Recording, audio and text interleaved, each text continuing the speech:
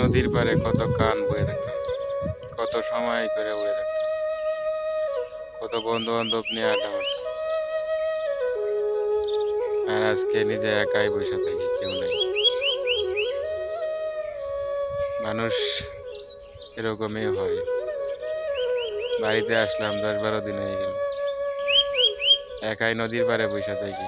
এই জায়গাতে অনেক সময় বসে থাকতাম, আর আজ একাই বসে থাকতে হয়।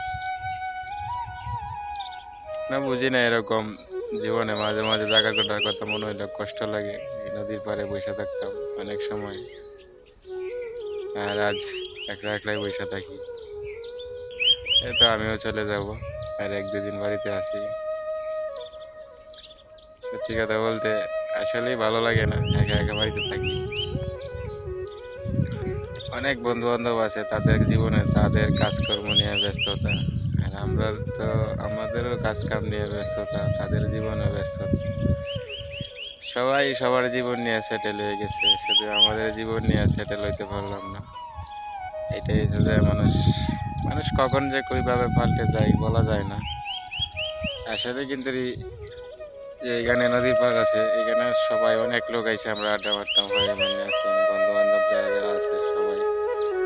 আসলে আজ নিজেকে কষ্ট লাগে যখন একা একা বসে থাকি, তখন আসলে সত্যি কথা বলতে বিশাল কষ্ট লাগে।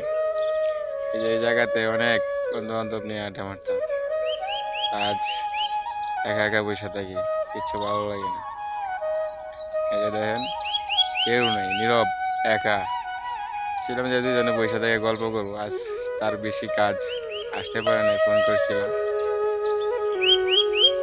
প্রত্যেকেই সংসার জীবন নিয়ে ব্যস্ততা, এখন আর এইগুলার সময় নেই কারোর হাতে।